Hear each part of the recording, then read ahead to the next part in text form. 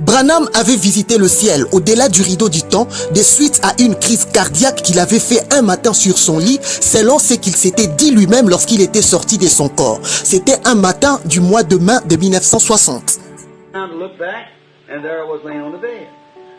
Je me suis retourné pour regarder et j'étais là, étendu sur le lit. Et j'étais allongé, étendu à côté de mon épouse. Je me suis dit, eh bien, j'ai dû faire une crise cardiaque.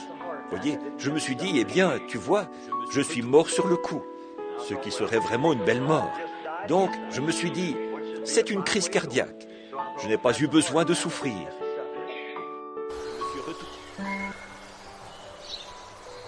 Le dimanche 8 mai 1960 à 7 h du matin dans la ville de Jeffersonville en Indiana, Branham se réveille tranquillement de son sommeil chez lui à la maison située sur l'avenue Irving Glen. Comme il était prévu que le pasteur Neville puisse prêcher au Branham Tabernacle ce dimanche matin, Branham ne va pas se précipiter de s'élever dès son lit.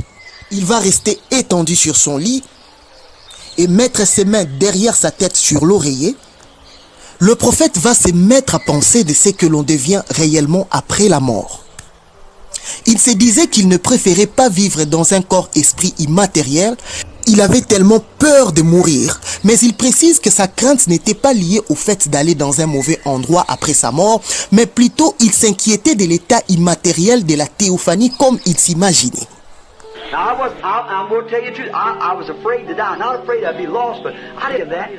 Or, maintenant, je vais vous dire la vérité, j'avais peur de mourir. Ce n'est pas que j'avais peur d'être perdu, mais je ne voulais pas devenir un esprit. Je voulais rester un homme. Je voulais attendre l'enlèvement, vous voyez. Je voulais simplement rester comme ça. Je n'avais pas du tout envie d'être un esprit qui se promène. J'étais là, en train de penser à ça. Quelques minutes après, une voix va lui dire « Veux-tu voir au-delà du rideau du temps ?» Branham va répondre « Oui, cela m'est de rêver ». C'est dans ces moments-là qu'il va se retrouver brusquement hors de son corps face à un paysage extrêmement magnifique. En ces moments-là, lorsqu'il se retourne, il va regarder, il va voir son corps étendu sur son lit. Branham ne va pas comprendre s'il s'agissait là d'une vision, il ne comprenait pas qu'est-ce qui lui est arrivé. Mais rapidement, il va se rendre compte que cela n'était pas réellement comme toute autre vision qu'il avait vue précédemment dans sa vie et dans son ministère. Car généralement, lorsqu'il voyait des visions, c'était au travers des yeux de son corps physique. Il voyait toujours des visions avec son corps physique. Mais cette fois-là, il se voyait en dehors de son corps et il était en train de regarder son corps étendu sur les lits.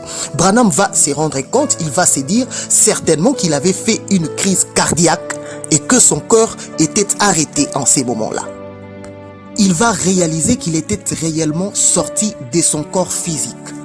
Je suis votre frère Zoé Luanga, croyant du message et ministre de l'évangile, chercheur historique dans la vie et le ministère du prophète William Marion Branham. Je travaille à partir de la ville de Kinshasa, la capitale de la République démocratique du Congo, ici en Afrique.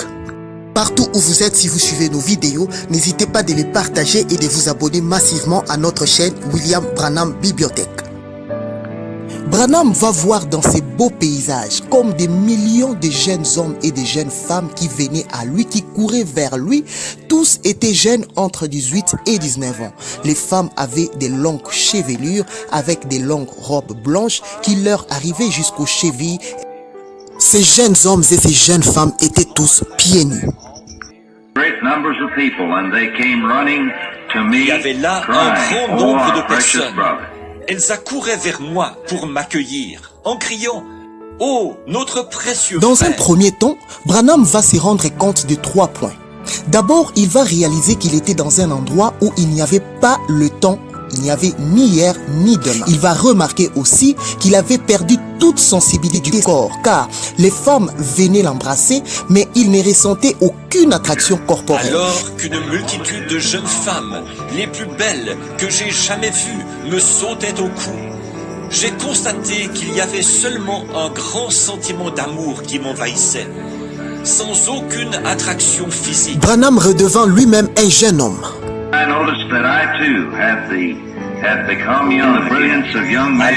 j'ai remarqué que j'étais moi aussi redevenu jeune.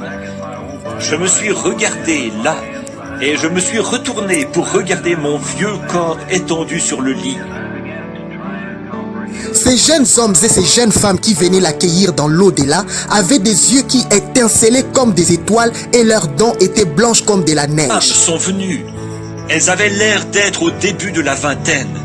Et elles m'étreignaient en disant « Notre précieux frère ». Des jeunes hommes, dans toute la splendeur virile de la jeunesse, les yeux étincelants comme des étoiles au plus sombre de la nuit, les dents blanches comme des perles.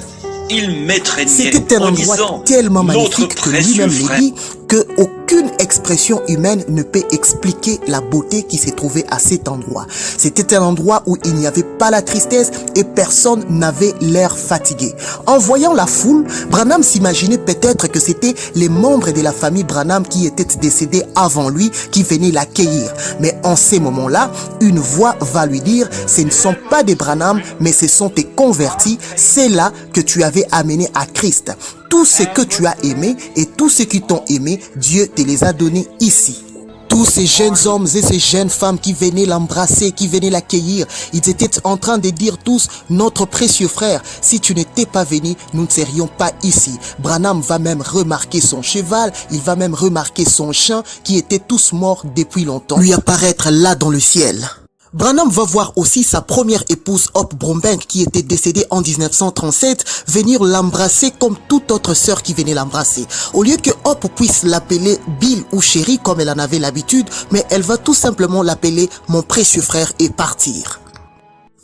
Branham va finalement demander s'il pouvait voir le Seigneur Jésus. On va lui dire qu'il ne pouvait pas voir le Seigneur Jésus en ces lieux puisque le Seigneur Jésus était dans une dimension plus élevée que la dimension dans laquelle il s'est trouvé. Puis on va dire à Branham que pour entrer dans ces lieux magnifiques, il faut l'amour parfait. Après cela, Branham va quitter ces lieux magnifiques. Il sera convaincu que c'est une réalité, notre pays au-delà du rideau du temps.